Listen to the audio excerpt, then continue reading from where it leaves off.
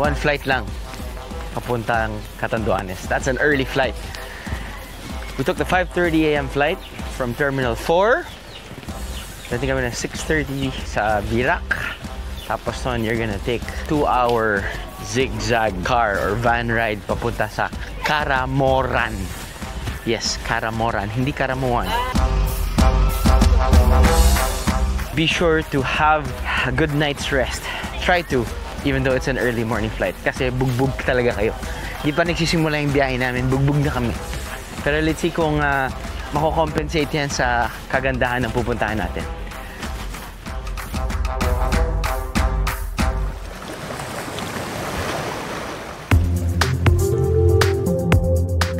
Balita namin na happy daw sila kapag nakakita sila ng bagong mga mukha.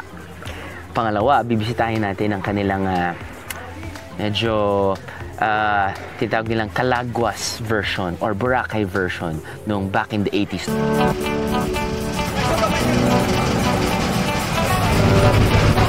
Dahil madalas daanan ng bagyo ang Catanduanes, maalon at maulan ang aming island hopping.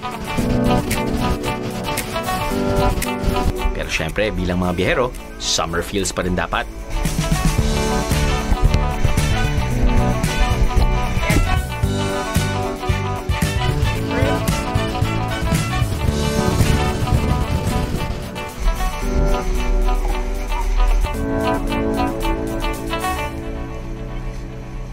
Halos isang oras ang boat ride mula sa Caramoran Pier hanggang sa aming unang destination. So, usually mga biyahero, dumidiretso lang yung mga turista doon sa kabila, which is Bitaog Beach. Yun yung Calaguas version nga eh. Yun yung medyo maganda ang sand, maganda yung beach. Pero may mga ibang turista din na nagdadock dito sa Palumbanes Island, this side, kung saan dito nakatira yung mga tao. Kilala rin sa tawag na Parumpong ang Palumbanes Island.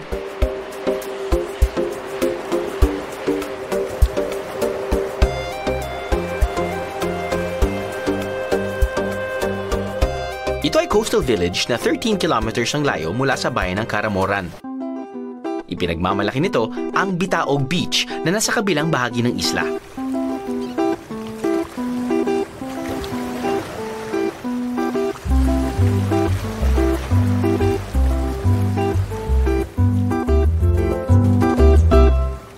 Matatanaw naman sa Palumbanes ang Calabagyo Island.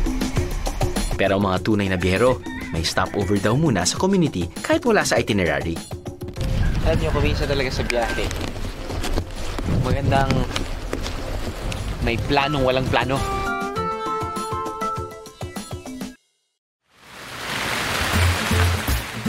Hanggang gano'ng katagal daw to? Sa tingin niyo? Minsan umaabot rin ng 2 araw, 3 araw. Ayos, hanggang bukas na kami. Alam mo, yung kabilang side yata, yung Bitaog, yun talaga yung Bitaog po. Yun yung pang turista talaga, no? Pero dito, ano po yung mga ginagawa ng mga tao? Hanap buhay ang pagdadaanan. Hanap buhay po. May isda. May isda. Ano po yung usually na isda na nabibingwit nyo? Mga lapu-lapu. Bukod sa pakikipagkwentuhan, bukas din ang tahanan ng mga residente kung gusto mong makisilong. Ah, thanks friends!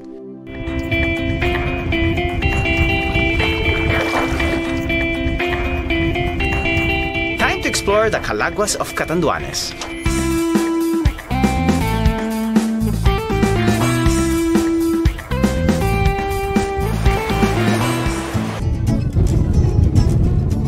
Dalawang kilometro ang haba ng shoreline ng Bitaog Beach. Mga kainan? Wala. Tindahan? Wala. Kahit tulugan, wala rin mga biyero. Pero may mga ilang-ilang kubo na pwedeng tambayan.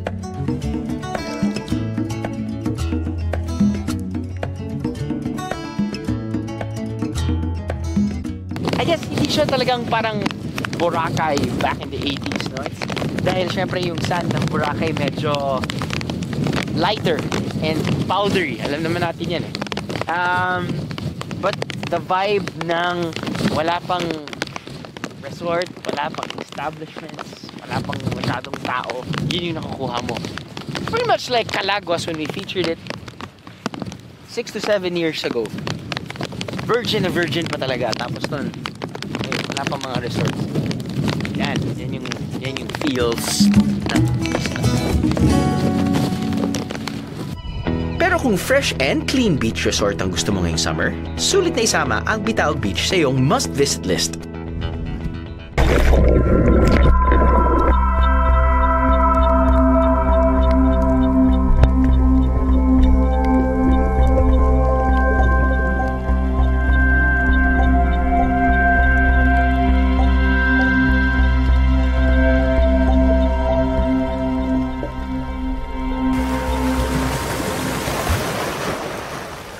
For our next stop, another Virgin Island, Viajeros.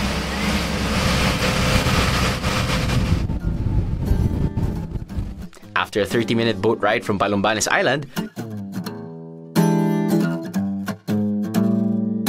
say hello to the all-natural beauty of Tignob Island.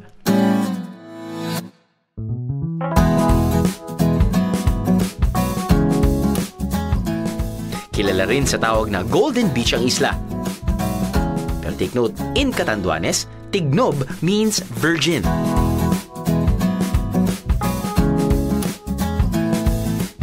Pero hindi lang ang puting buhangin at asul na dagat ang habol ko.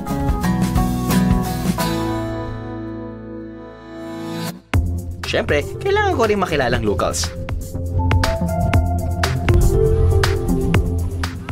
Kaya po yung mga may-ari ng mga bangka na yun. Bakit po naka-dock yung mga bangka? Inabot ng lakas ng dagat. Kaya Tumabi sila. Kaya parada muna dito. Mga taga-Bislig ito, sir. Taga-Bislig? San Andres. Tuwing masama ang panahon, dito nagpapalipas ng oras ang mga mangingisda na mula pa sa ibang bayan ng probinsya. Halos 2-3 araw sila sa laut, tapos pag may huli na, uwi na sila sa Bislig. Tapos yun lang po yung dala nyo na bangka. Wow. Tapos na, nag-aantay lang kayo ng magandang panahon para bumalik. Mga ilang oras yun? Maghapon yan. Maghapon yan? Kung tutulog na lang. Resilient ang mga taga-Catanduanes dahil sanay na silang laging dinadaanan ng bagyo. As in, mga super typhoons talaga na halos yearly nakasanayan na nila. Itinuro nila sa akin ang kakaiba nilang paraan sa pangingisda. Kung malaking hook, malaking isda pwedeng mahuli niyan, no? Oo, sari-sari naman.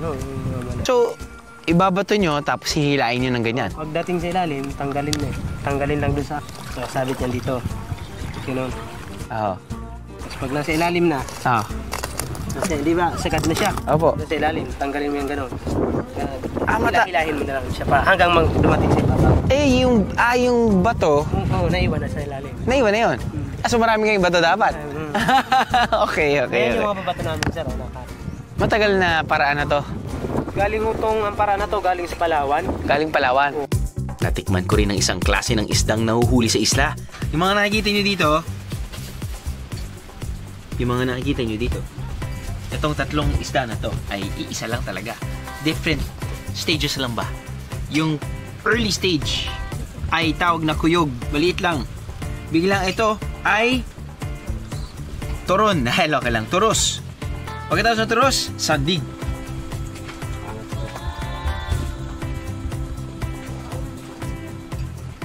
Yun lang. Gusto ko lang sabihin sa inyo.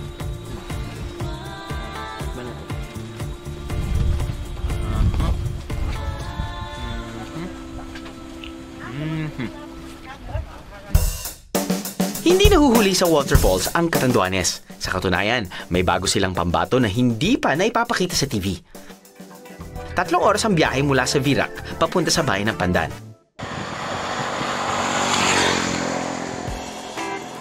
Gusto namin ipakilala yung Hinik-Hinik Falls, especially dun sa mga extreme adventurous. Bago sumabak sa trek, dumaan muna sa kanilang tourism office para kumuha ng guide.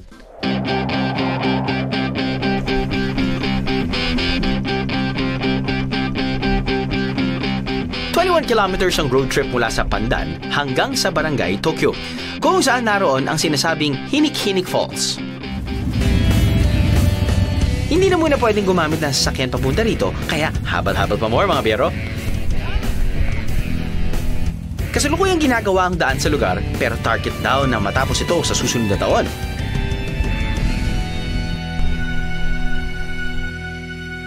Walong barangay pa ang kailangan daanan bago marating ang ating destinasyon.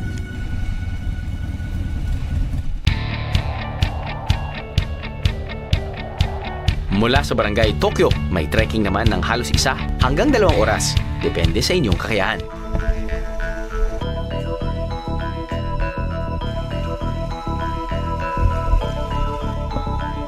Isang river trail naman ang susundan papunta sa falls. Kung pupunta ka dito, more on nature tripping talaga.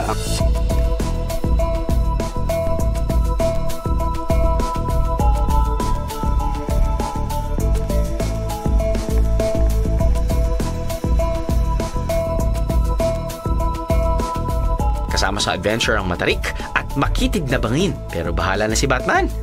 Ang mga guide natin para umalalay. Dapat laging game. Kahit anong hirap ng daan, pag nakarating kayo sa Hinik-Hinik, mawawala ang pagod ninyo. Ito na po ba yun, kuya? Joke lang, biyeros.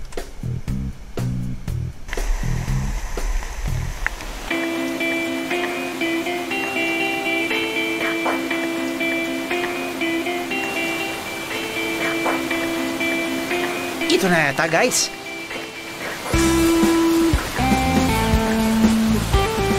Presenting Hinik-Hinik Falls. Tinawag siyang Hinik-Hinik dahil yung Hinik-Hinik na word is a local term para sa ambon. Ang 85 meters at 3-tiered na waterfalls ay nadiskubre raw ng isang mangingisda noong 2015. Pero ngayong taon pa lang ito, makikilala ng publiko. Andiyan kami kasi nakatira sa taas. Pagkatapos, nanuhuli kami ng hipon dito at saka palos. Pagkatapos, nagtanong sa amin kung may magandang falls dito, sabi ko mayroon. Sabi ko malayo.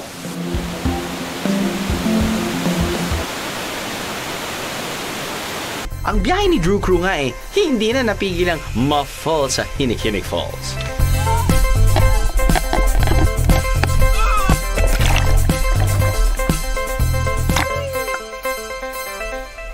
Marna kamo sa Hinik-Hinik Falls. May isa pang sikreto ang bayan ng Pandan.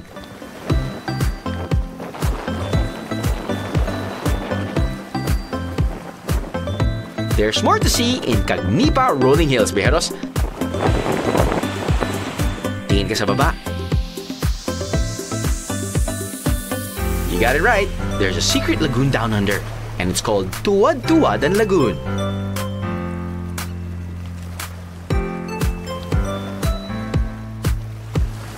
After mo makunan ng 360-degree view ng Catanduanes sa Cagnipa Rolling Hills,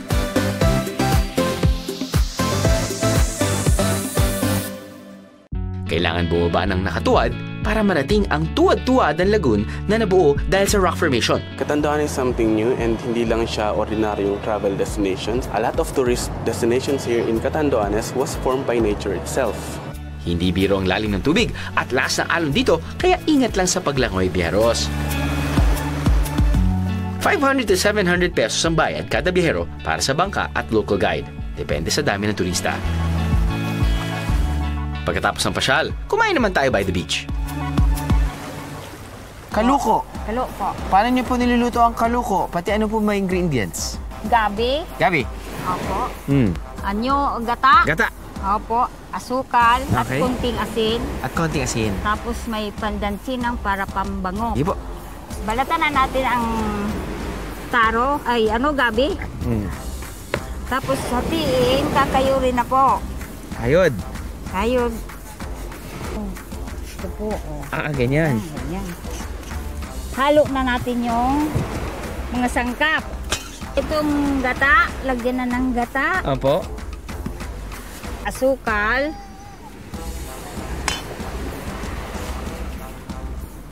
Kunting asin. Konting asin. Tapos Halo-halo. halo. Opo. Ilagay na natin dito sa kinayuran. Ayun. Lagay Babalik na natin, lang. babalik lang. Okay. Matagal na po ba itong recipe na to? Opo, matagal na po. Gaano katagal po? Since 1928? Basta matagal na. Matagal na po. Opo. Nanay mo pa. Nanay ng nanay. Opo.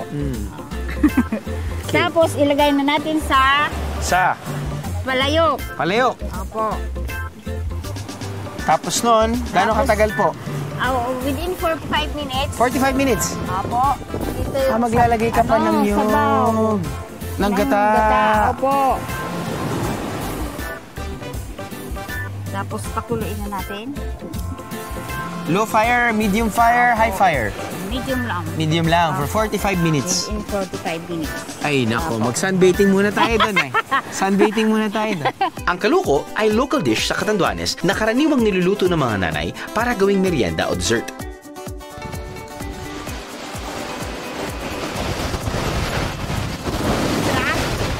Sarap. Ano mas tawag dito? Masiramon? Masiram. Masiram? Masiram. Masiram. Masiram. Siyempre, alam niyo naman yung texture ng root crop eh. Gabi, kamote, ganun din yung texture nun. Pero, siyempre, inaluan kasi ng gata pati asukal. Talaga yun yung nagpapasarap. Bukod sa kaluko, may iba pang pagkaing tatak pandan na masarap tikman. As usual, katulad ng sinasabi ko, you know, yung pagkain galing sa Bicol region, yun yung isa sa mga paborito ko. I mean, in the world. Sa totoo lang, dahil may gata. Pero, meron din mga iba't ibang klaseng seafood. Ito I'm guessing this is squid, no? Squid. What's it again? Tilmok! Tilmok, i-open natin mamaya. And you also have your, some type of floury, bready type of food, which is called rice bonbon. Okay? Pero mamaya natin yan lalasapin. Ang gusto ko talagang ipakita sa inyo ay isang klaseng paella. It's called paella de pandan. Hindi dahil may pandan siya. Ito ay nasa lugar tayo ng pandan. At think paella Valenciana. You have your different types of seafood. Crab, squid. I'm guessing there's fish also. Shrimp. Pero anong pinagkaiba? Or ano yung dinagdag? Gata. That's right. Ngayon lang kayo nakarinig doon? Paella na may gata. Yung gata na lasa naman dito sa paella na to, hindi siya yung overpowering dun sa mismong lasa talaga ng paella na paborito nyo. Pero dun sa pinakadulo, naisip mo, ayun, yun yung may konting gata. So yun, at least, kung mapapadpad kayo dito, this side of the Bicol region, specifically Pandan, Catanduanes, subukan niyo yung kanilang paella de pandan.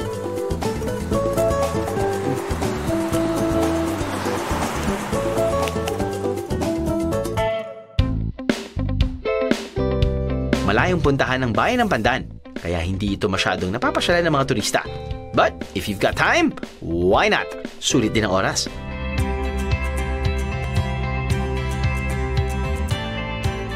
Napakaganda ng tanawin from the top, yung surf, tsaka yung untouched talaga, walang structure doon sa top ng hill. So, it's a good hike. At saka hindi mo kailangan maging professional hiker. Nakachinelas ka kami. Okay lang, hindi dangerous yung trail. 2 words to describe it. Exhilarating and awesome! Awesome!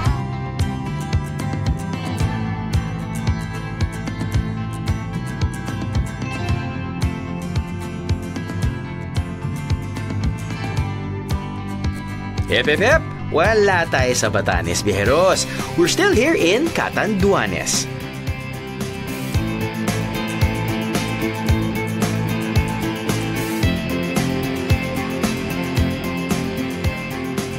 Kung hindi kaya ng budget ang pumunta sa Batanes, biyahe lang sa Binurong Point.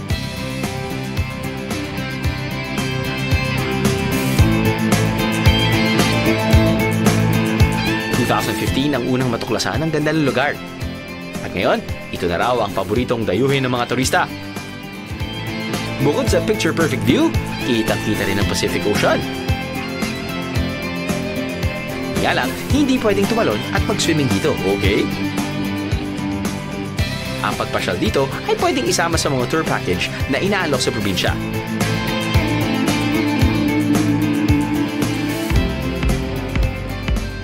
gusto mo ng swimming with a twist, nariyan ang Patag Island, isang rock formation sa barangay Cagraray.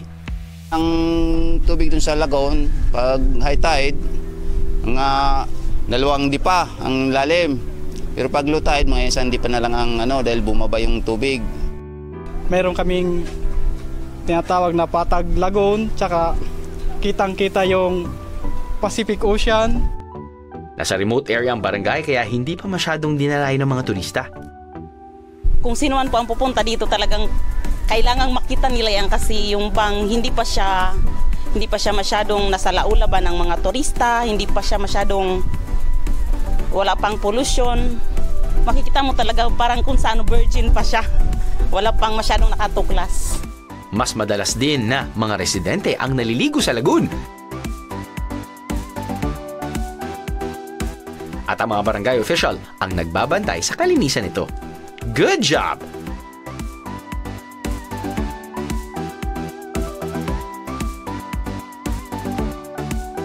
Una-una pinapaalala namin sa turista na bawal mag-inom, magkalat ng basura, mag-inom ng alak. Umaabot ng 1 oras ang habal-habal papunta sa barangay mula sa bayan ng Baato.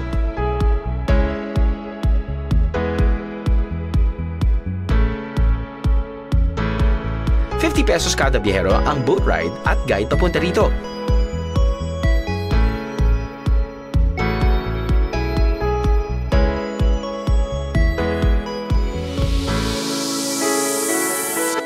Puntahan nyo para makakita nyo yung sa aming tinatawag na Patag Island. Makikita nyo talaga yung kagandahan at saka kalinisan ng aming Patag Island. Alin na kayo at pumunta dito at may bangka naman kami dito at saka mayroon pa ako ng speedboat na pili natin gamitin. Pasyalan din ang Sakahon Beach sa Barangay Bote. Sa bayan pa rin ng Baato. Talagang white beach siya.